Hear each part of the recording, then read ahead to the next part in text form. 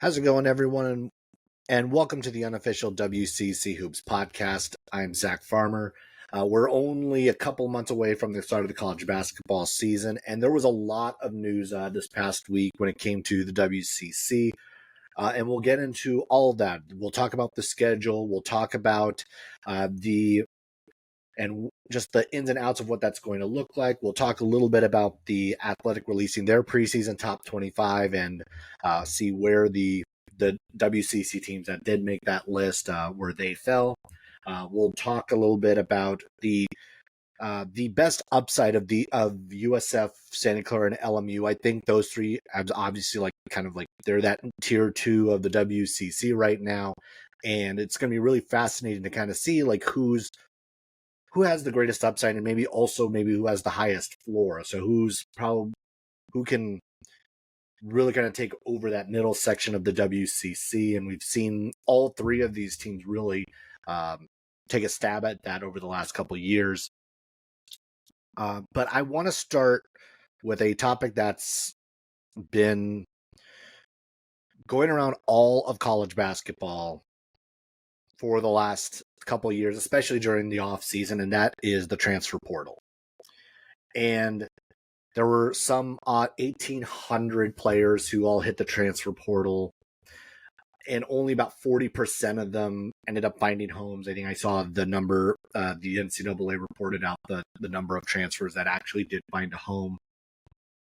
And now, luckily for like the WCC transfers, that actually was a little bit of a different number. 36 transfers out of WCC programs this past year, not counting BYU, and 33 of them ended up finding new homes. So of the WCC lot, that was a lot of actually a good percentage of the guys finding a new place to call home this coming season. But the sticks, I was going to actually talk about, I started doing some numbers about just like how much impact it had on the WCC. And when I found out, it's like, it actually didn't have a ton of impact because a lot of those guys ended up finding homes. It's like, okay, maybe I'll just drop the topic. But then news over the weekend popped out about Marcus Adams Jr. Taking himself out of the Gonzaga program and re-entering the transfer portal. This kid has four-star recruit, one of the highest recruits coming into the class of 2023. Initially was going to go to Kansas. He decommitted from Kansas. Then he chose to go to Gonzaga, and over the weekend, chose to decommit from Gonzaga. Now there's reports of him going on a visit at BYU. And I bring this up, and it's not necessarily to talk specifically about this situation, because who knows what's going on in the background of what could be happening personally, what Adams maybe found out once he got to Kansas, once he got to Gonzaga, and just didn't think it was the right fit once he was there. But because I also think that it's like once the transfer rules were lightened, I really did think this was the right move in general for all of college sports, because I've always long thought that if a regular student can go and transfer to a different school and immediately start to do whatever they wanted to do, like and participate in various student activities or go be part of special projects or whatnot, why couldn't a student athlete have the same right to be able to go and then be able to participate right away? And that's the sort of freedom I really do appreciate with some of the rule changes. And of course, the NIL opportunities that all come with that as well. I think that was one of the other big changes. I mean, because I remember like there were some of my, I remember there were a couple of student athletes when I was a student still at St. Mary's who, it may not, they weren't just student athletes. Some of them were musicians. They had other trades, and they could have really actually kind of cashed in, utilizing like that athletic notoriety as the platform to kind of elevate them otherwise. And because of the way the rules were then, they couldn't actually take full advantage of it. But now with NIL opportunities and the way those rules have been changed, that all would actually be in fair play. And I think that's a huge part of why I think this has been great overall for student athletes, even though that there is this kind of, there's this component where the transfer, it's a little bit of a concerning thing to me. And I'll say it in this way, that I always see the need to be able to evaluate your situation and figure out what's best for you, because that's what you always should do. You shouldn't remain in a place that you feel is not going to be beneficial to you, and that you are not going to be able to become better in the place that you are. If you think you can find better, go for it, and you should be able to do so and take advantage of that. That said, there's also a limit to that. And this is not just in college athletics. I think that there's this also changing sentiment even in other workplaces, in other industries. Because one of the things is because I know a number of people who either are hiring managers or work on the HR side or whatnot, who also start to see just the potential employees who don't stay long in any one place. They're 6 months here, 3 months here, 4 months there, less than a year in another place. And it shows that maybe this is not a person that we can invest time in, because the uphill climb to bring someone new in and then have to train them the way you want them to be trained, and then to invest all that time and energy only to see them leave very quickly is not a good ROI. And that's where it leads me back to this. And the WCC saw one of these as well. Mike Meadows Jr. did something very similar, where just this past summer he went from Portland to LMU to Cal. Now he's at St. Louis. And is this going to be generally a potential red flag for coaches? Because one of the things that most coaches on any level really want is they want to be able to rely on the known as opposed to the unknown. And in this case, the unknown is, are you going to be here next year? Are you going to be committed to this program, or are you in it for yourself? And there's all these questions that kind of go into it, and considerations that you have to take in when maybe bringing someone new into your program. And that's why I think student athletes have to think about this as they're moving around in the transfer portal. Maybe, yes, that first place wasn't the right fit. Maybe the next place wasn't the right fit, but you better figure it out quickly, because at a certain point, coaches may not want to actually invest that much time if you're not going to invest that much time with them. And while, again, it's like, I appreciate all the different changes that have been made for player empowerment, for student athletes to be able to do more and control more of their environment. But you also have to take into consideration some of these other components. And it's not an all one way or all the other. There has to be a compromise. There has to be a happy medium. And a lot of this also, you have to have the right people around you giving you advice and telling and guiding you in the right way. Not telling you, but guiding you, saying like, here's a way to look at it. Here's what you can do. Here are your options. But the one thing, and I think this is true on any level, it's like, you don't want any one person telling you what to do the entire time. You want to be given options. You want to be able to get as much information as possible to hopefully make the best decision for yourself.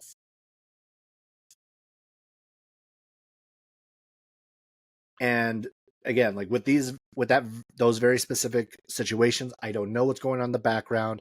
I have no insight into that. But for any student athlete, these are the considerations you have to make. These are the things you have to think about of what is going to be best for me in this scenario. But also, I have to have a level of commitment to wherever I go. That's why it's like it was a decommitment from these schools, and the fact that like you're looking at maybe a third school before he potentially plays one single college game, it does raise a few ears. So like it's going to raise some, not alarms, but it becomes very curious about what is going on in this specific scenario. But in general, for everything that has been good, the transfer portal does have a danger to it. And again, with 40%, only 40% of those finding new homes, coaches are looking at, well, is this player worth it? Is that player worth it? Is it better for me to bring in a first-year player? Is it better for me to bring in someone else, maybe another international player? There are other options for these coaches, and they are not going to be solely dedicated or solely committed to the transfer portal if there's an unknown to the player. Because we've seen teams completely rebuild through the portal with known commodities. And that's not just how they perform on the court, but it's also what they are like in the locker room, what they're like with teammates. All of these are known things. And all of that plays a part into how this new look transfer portal and transfer situations are going to go. All right. So all of that said, there are a few teams in the WCC who have taken very good advantage of the portal.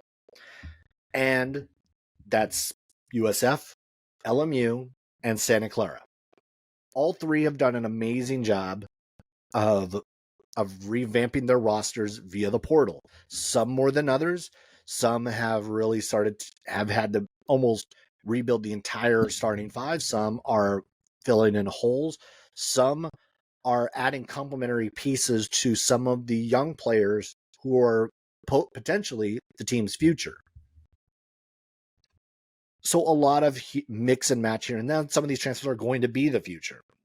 So again, USF, Santa Clara, and LMU have all done a great job retooling their rosters, and that got me thinking: which of these teams really has the biggest upside? Who has the greatest potential to maybe get back to an NCAA tournament, do some damage in the WCC tournament, get to the NIT? Again, varying levels, like for all of these teams. Like USF was just in the NCAA tournament a couple years ago. Santa Clara was in the NIT a year ago. LMU is still looking to kind of get back to that level.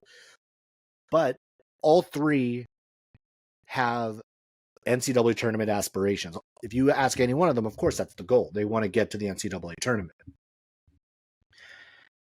And each of them, I do think, have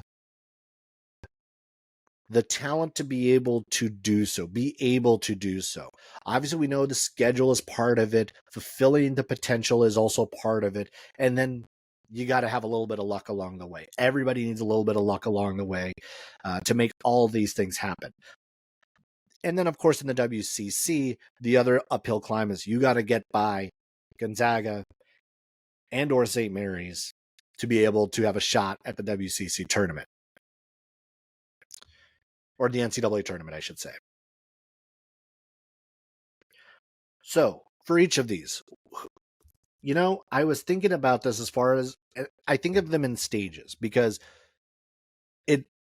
there's the best upside, then there's the highest floor for each of these teams. And based on just history of what we have seen over the last, say, like 5-6 years of each of these teams, and really I'm going to take like the coaching windows for each of these. So I can take Stan Johnson in his first 3 years. I can look at Herb Sendek in his last 7. For Chris Grelefson, it's a little bit different. Yes, this is his second year, but there's also continuity within the program because he was there with Todd Golden, and Todd Golden was there with Kyle Smith, and that has been a continuous chain of head coaches that have all come from one another. So again, a number of these things I'm thinking about is who has had the greatest success consistently over X number of years. And I mean, for me, the greatest floor is going to be USF. I think they have the highest of the floors for any of these three teams. They brought in a ton of talent, and Jonathan Mogbo is going to be a huge piece to this puzzle. That was something they missed. They were missing a Yawin Masalski a year ago. They didn't have that big man in the middle. They have that now. They needed to fill in the guard spots. They've started to put that together with Malik Thomas. Mongolian Mike. Like you look at like Marcus Williams returning, like Josh Kunin is coming back. You have pieces around this roster that are going to work well together. And this is a team that has also won 20 plus games 6 of the last 7 years. The one that they didn't was the pandemic year. They've also been very good in WCC play over that same stretch. You almost can always guarantee that USF is going to be hovering right around 4th or 5th place. They were, I think, 3rd one of those years. So again, you know right about where USF is going to be. You can almost like pencil it in, much like you can pencil in Gonzaga St. Mary's 1-2. You can pencil in USF to be somewhere in that 3 to 5 range. So greatest floor for me is going to be USF. Now, what about the greatest upside? And maybe it's the same answer, but I'm going to put a little bit of a caveat in here because I do think that the greatest ceiling is also USF, because I do think that they can get to an NCAA tournament based on the roster and the talent that they have. The question for me at the moment is, where is their marquee win coming from? Based on what we know about their schedule, there are some good games, but I don't know if they're going to have to avoid mistakes and avoid losing a game that they shouldn't, which has also kind of been one of the potential issues even within WCC play. And years ago, this was also an issue for St. Mary's, that they too would also drop a game or so that they shouldn't drop. They would drop a game to San Diego. They would drop a game to Pepperdine. They would drop a random game. Last year, USF, they dropped the game to Portland, a Portland team that maybe still had a fair amount of talent on it, but was not the Portland team we all thought they would be. And of course, the metrics all pointed in that direction as well. USF has to avoid those potential pitfalls. And we saw at times that was something that they've been unable to do. They didn't do that last year. They were able to avoid that for the most part in the NCAA tournament year. So they were able to go unscathed that year. Now, I think about Santa Clara in that same respect. You have to avoid the games you can't afford to lose. You can't lose to game. You can't give up games against teams you should beat. You can't lose to a team like Pacific. I think about a couple years ago, the Jalen Williams year, where Santa Clara, honestly, like probably would have been right there on the bubble had they not gone through that little bit of a slump when Josip Vrankic was out for a month, and they dropped a couple of games that maybe they shouldn't, and that almost might have been the difference between them in and them out, or them at least in the conversation and them out. That little bit makes a huge difference. Now, last year, I think Santa Clara did a much better job of avoiding that. They also remained more healthy than they had in years past. And going into this year, I think that's, again, going to be the challenge. But I also think that Santa Clara has greater opportunities on their schedule already built in. Again, I talked about it a couple episodes ago about how Santa Clara will be taking on Oregon and then likely Ohio State. If they have an opportunity to get one of those two games, that's a big, big feather in the cap once you get into conference play. But now, then what Santa Clara then has to do is, then they have to actually cash in on the St. Mary's or Gonzaga games. And that's also been an issue for USF. USF has struggled mightily against both of those teams. Santa Clara did pick up a win against St. Mary's 2 seasons ago, but we've also seen USF struggle in those games. We've seen Santa Clara struggle in those games. Getting a win, doesn't matter which one, doesn't need to be both. You need to get a win, probably not only clean house in the non-conference, do what you can, and don't lose bad games. And then also pick up those wins in conference, especially now with BYU gone. That is even more important going into once you're in, that St. Mary's or St. Mary's or the Gonzaga games become even more heightened without that other opportunity for a marquee win. Now, Santa Clara and USF may have struggled against both of those teams. The team that didn't, I'm not going to say didn't have that issue, because we saw what happened in the round 2 against Gonzaga for LMU, but LMU beat both of them a year ago.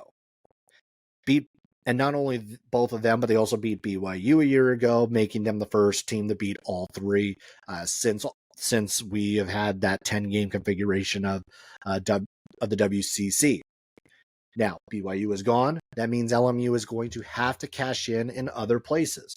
That means they're going to have to hopefully beat one of those teams again. They're going to have to do well against Santa Clara. They're going to have to do well against USF. To an extent, each of these three are going to have to eat each other alive to actually give themselves a better shot at an NCAA tournament. There will not be this four bid or 5 bid WCC, which we had kind of like that brief moment that we thought about back a couple of seasons ago. But this year, this is definitely more. It's going to be one of them, not all of them. Now, which one? We'll see. Now, the one thing I will say is that LMU, I think, is going to be the grittiest. They're going to be the toughest. It's going to be a rough night when you have to play LMU. And they bring back Kelly Laupepe, you bring back Rick Asanza, you bring back Michael Graham, you bring back some big guys on that front line. You bring in Lars Theismann from Cal, so like there's some beef to this team, in addition to some of the transfers they have brought in that are going to help on the offensive side. And again, like, you think about like just what LMU has been able to do. They bring in Dom Harris from Gonzaga, who really has not had a whole lot of opportunity to show what he can do there. So this is going to be very interesting once he gets to get a chance at LMU. Justice Hill, we know what he was able to do at Murray State. He's going to be a huge part of that team. Justin Wright, we know that he's also going to be a part of that. There's a number of guys, and I'm going to take a step back and also make sure that I acknowledge Alex Merkveladze, that he's also going to be a huge part of what this team does. Again, another bruiser, another guy who can stretch the floor for this team. Kind of a little bit of like, almost kind of reminds me of Rob Jones in a way, of just like his style of play going in and out. This LMU team is going to be tough. They are going to have, but they too are going to have everything go right for them. We saw what happened when they got banged up a couple years ago, and it just all fell apart. And yes, health is always a consideration for that. But they have games against Colorado State. They have games against Nevada. They have the Cayman Islands Classic. You have a very solid Yale team that they'll have to face. So this is also a team that is not going to have a huge number of opportunities, but that means they have to cash in wherever they can.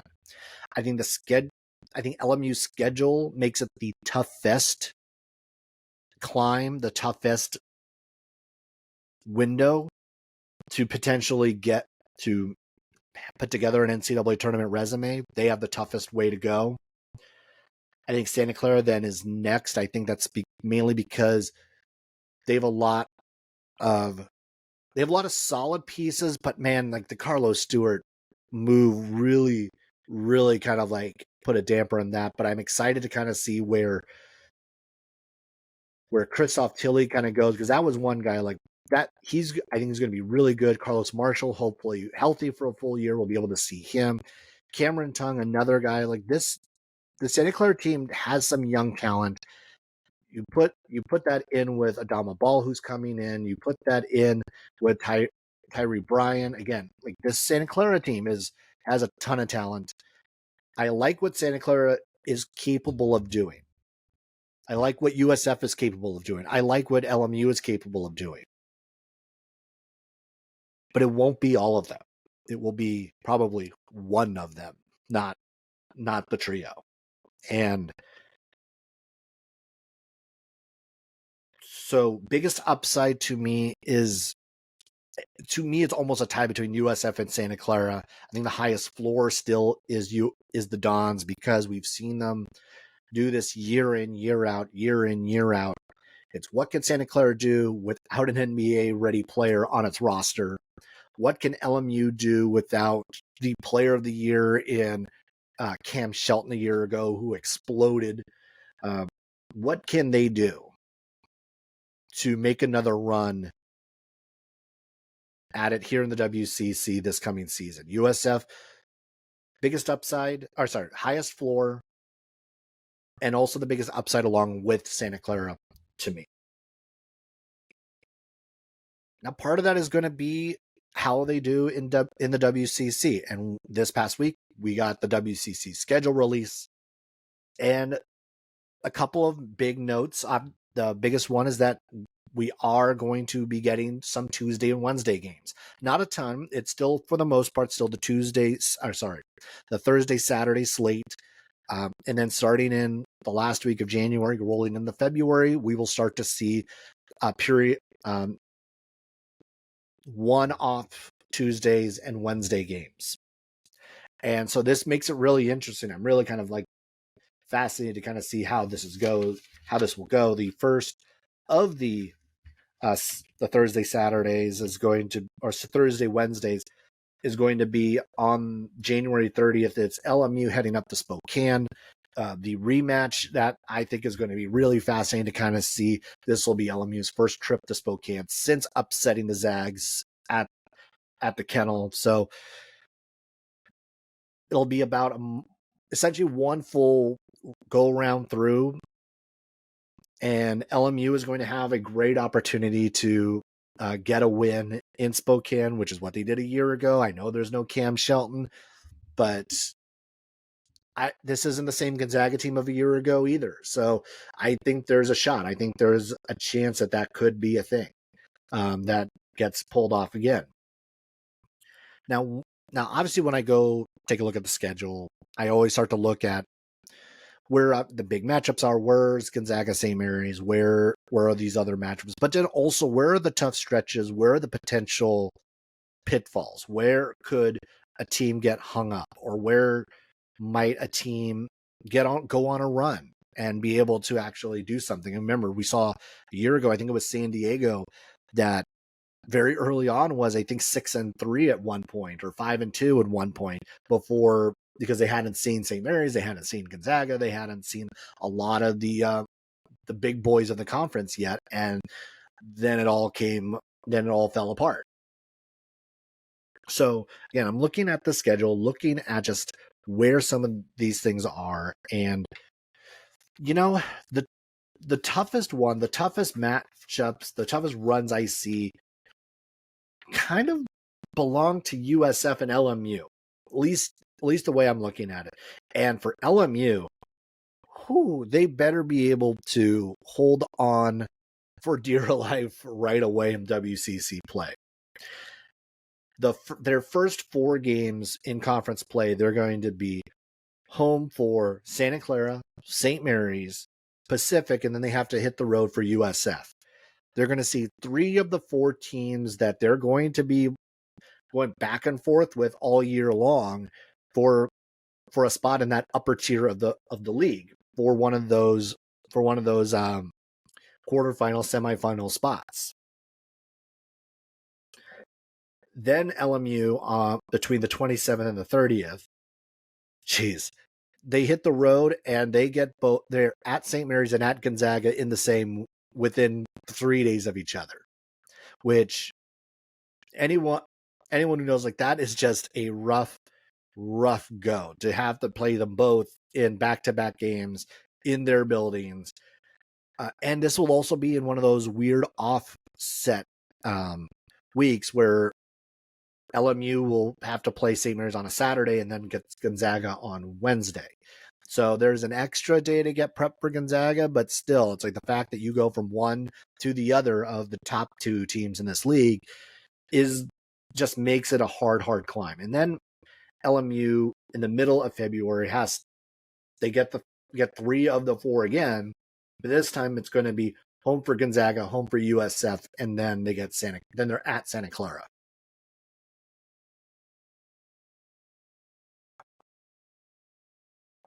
So LMU is getting their tough parts of the WCC schedule in chunks.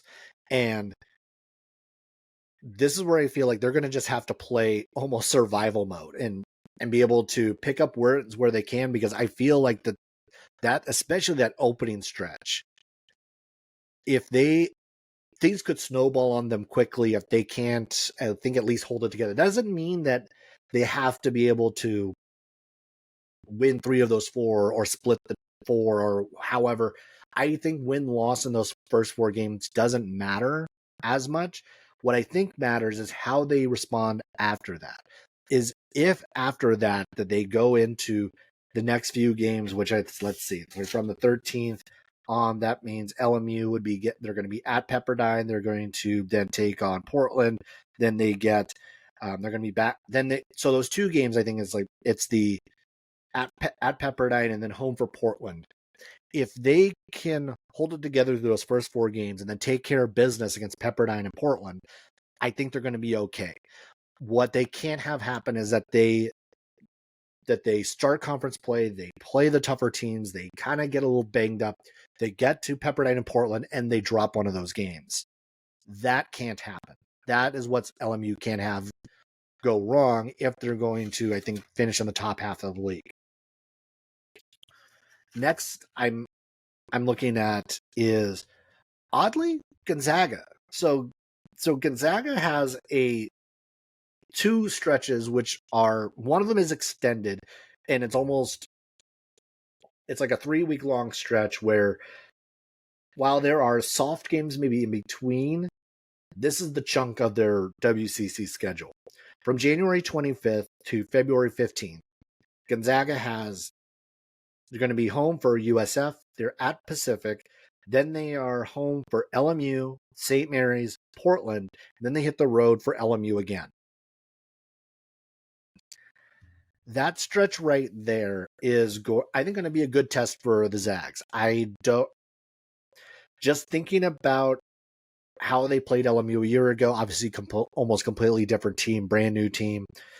The matchup against St. Mary's in Spokane, hosting USF up there as well. This is going to be a really good opportunity for them to show face and be able to protect the home court.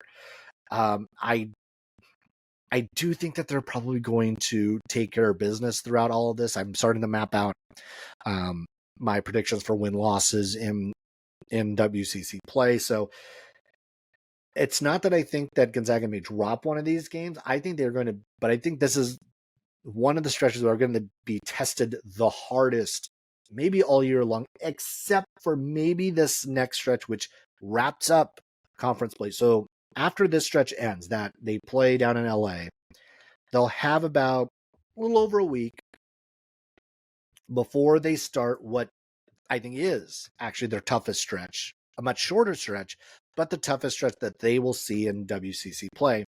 And that is when they host Santa Clara on February 24th.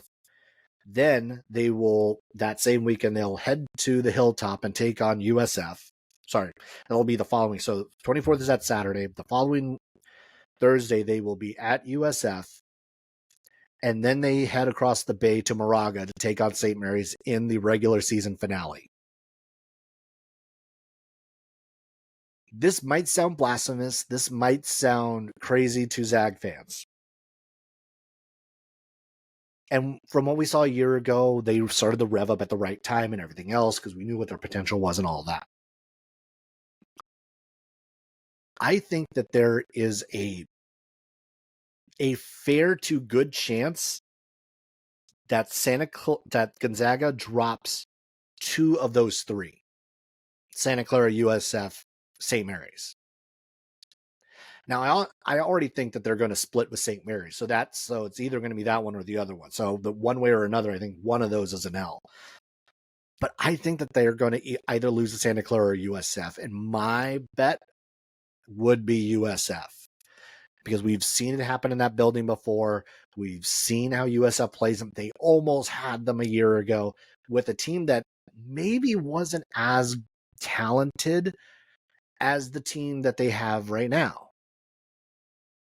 So I think that is going to be an interesting stretch going into the WCC tournament, going into Las Vegas. That is a stretch I do think that they could lose 2 out of 3. That last game in Moraga is also potentially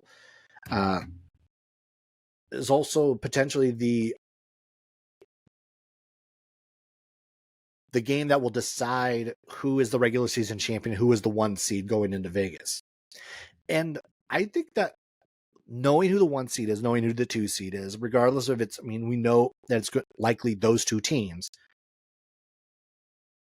But who ends up the 3, who ends up the 4, I think does matter. I think it did matter a year ago. You think about how USF just pushed Gonzaga in that semifinal game, and how, because to me, just based on style of play, the way we've seen each of these teams play each other over the years, USF is the better matchup against Gonzaga. Santa Clara is the better matchup against St. Mary's. And so these little things I think do matter. If Santa Clara is the 3 and USF is the 4, we probably actually get better games in the semifinals than if we were to switch that around and it's Santa Clara, Gonzaga, and it's USF, St. Mary's. So again, I think just the way these teams have matched up with each other, those are the teams that seem to really do well. And we get great games outside of the great games that Santa Clara and USF give us, which also is definitely one of those things of circling the calendar for when those 2 teams get together. All right, so went over about Gonzaga's toughest stretches, LMU's toughest stretches. But man, I don't know if anyone in the conference has 2 tougher stretches than what USF is going to have to face in conference play. USF, from January 18th to the 25th, is going to get LMU. So they host LMU, they host St. Mary's, and they were going to be at Gonzaga, which already might be one of the toughest stretches in the league this year. Just those 3 games. But I'm going to up the ante on USF. And it's the 6-game stretch that they have to end conference play. Starting on February 10th, USF will have a 6-game stretch heading into Vegas where they will host Santa Clara, they will be at LMU, at St. Mary's, host Pepperdine, host Gonzaga, and then be at Santa Clara.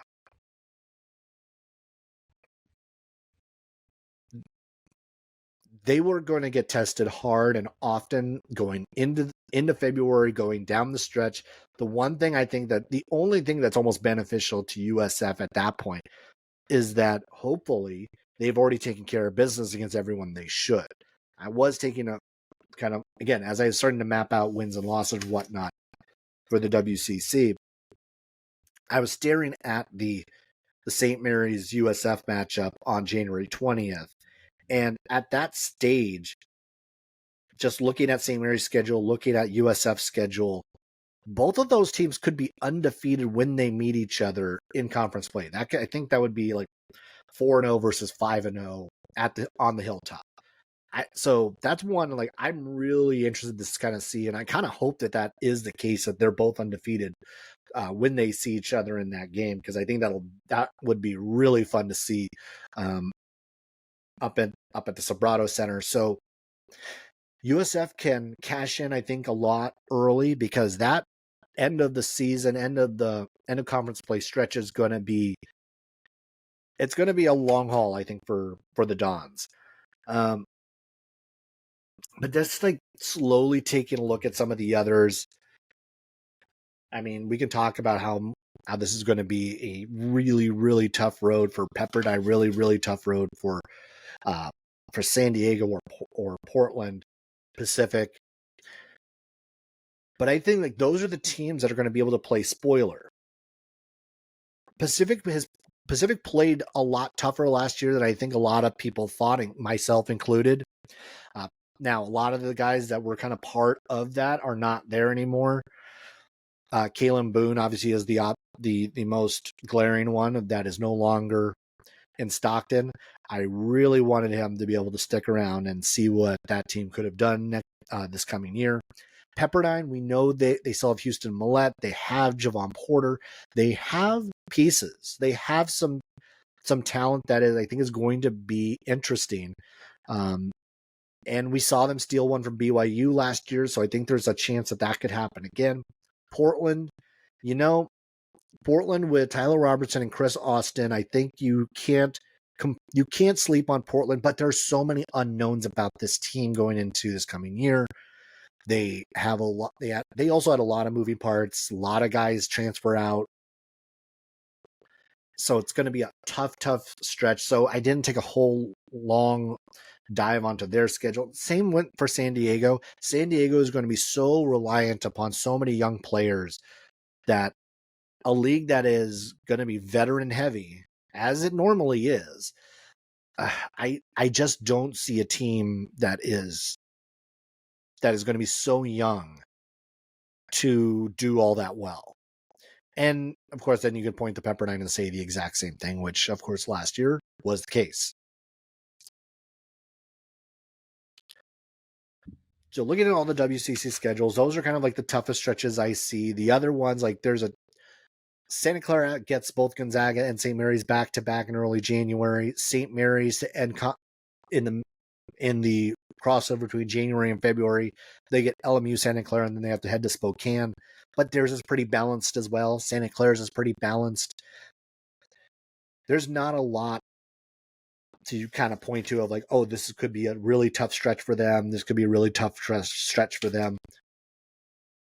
The only thing that makes it a tough stretch for either of them is that they if they lose the teams they shouldn't. Or especially with the St. Mary's team, there is not because their non-conference is really good, but I think that they are going to be maybe not susceptible, but you just feel like that teams are able to match up a little bit better against a team like St. Mary's than they do against Gonzaga.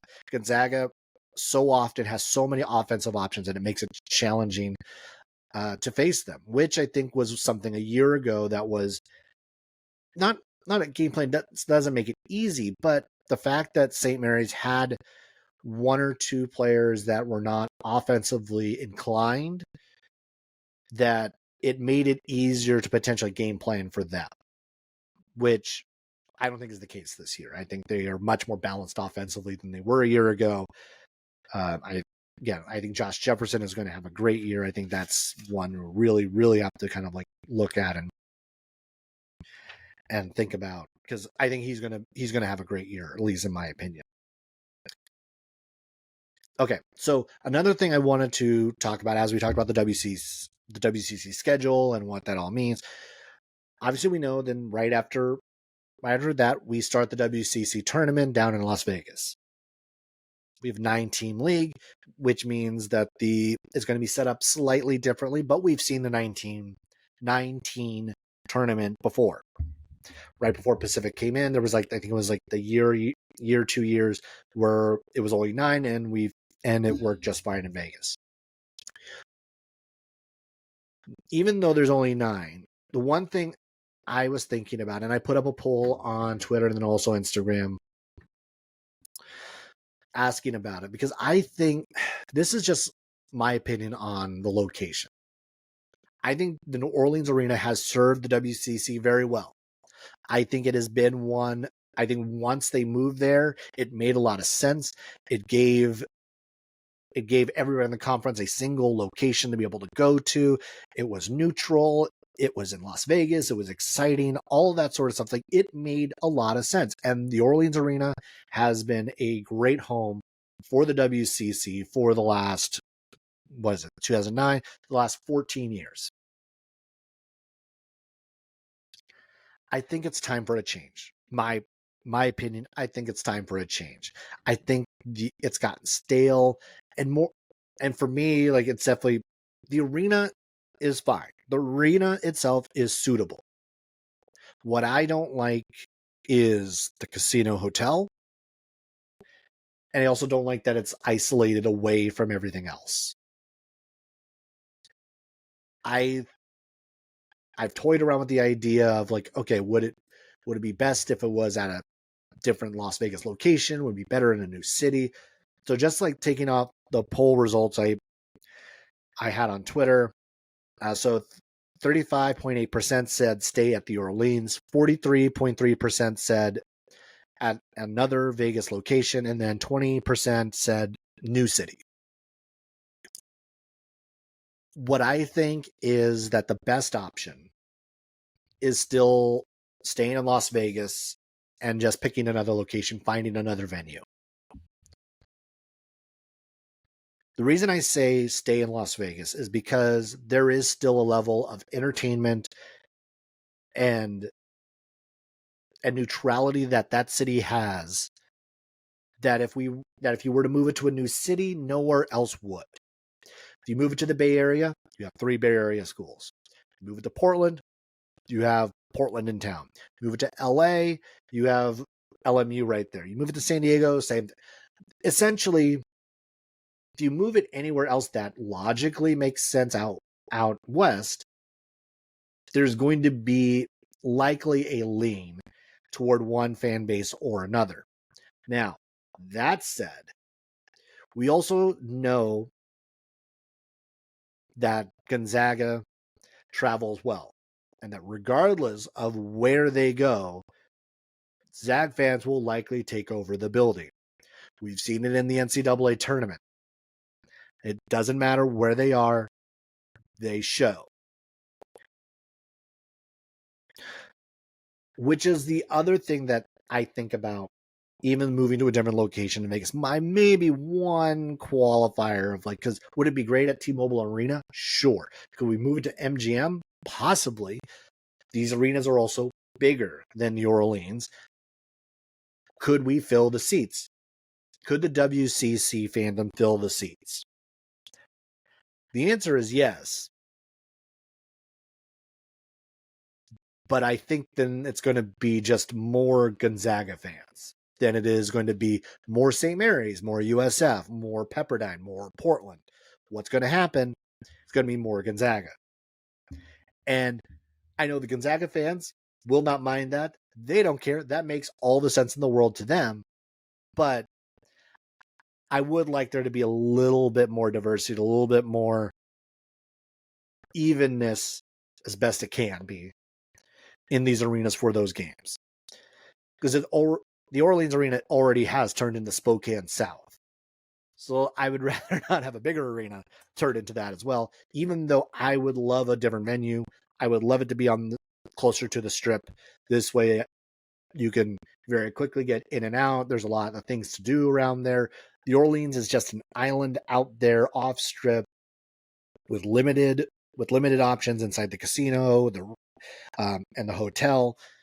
Way more options if you were to move it somewhere closer to the Strip, if not on the Strip, up and down. I don't think a different city works because there's then you have to consider the entertainment value of those cities. You have to consider hotels and all these other things. Vegas still makes a lot of sense for a lot of reasons. Ideally, new building in Las Vegas is the way I would go, even if maybe that means a few more Gonzaga fans get to go in. Okay. So lastly, I'm going to leave on the top 25, preseason top 25 that The Athletic put out just today, or Monday as I'm recording this. And Gonzaga comes in at number 17. St. Mary's comes in at 22. To start off, I think that's probably about right. Maybe a little low for St. Mary's, but I think that's about right. This is a Gonzaga team that I think we still have quite a few unknowns. as far as how these are all going to work together. Over the last like X number of years, you can almost count of like you had some sort of continuity or a lot of continuity with Gonzaga teams. Whether that be a Drew Timme, whether that be a Kelly Olynyk, whether that be a Matt Bolden, you have like a Kevin Pangos. Like there's always some level of continuity, and the continuity on this team is Anton Watson. But typically, what you want, to an extent, what you want is that continuity to be someone who is more offensively focused.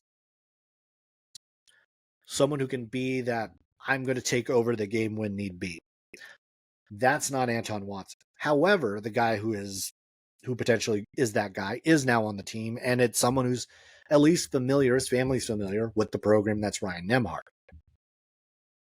I think depth is going to be Gonzaga's issue. I think was a concern in this the little write-up that they did for everybody.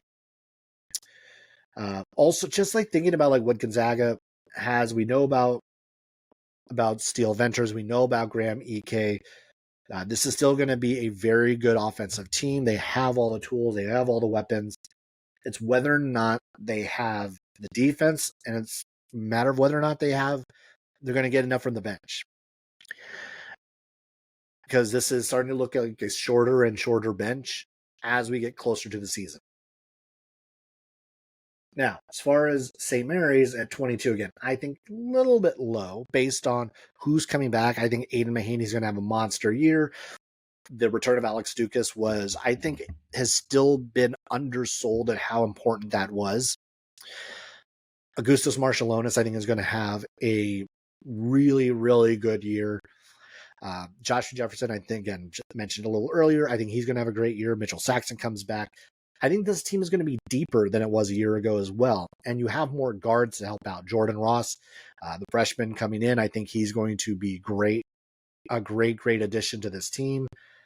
This is going to be, I think, a much better offensive team than it was a year ago.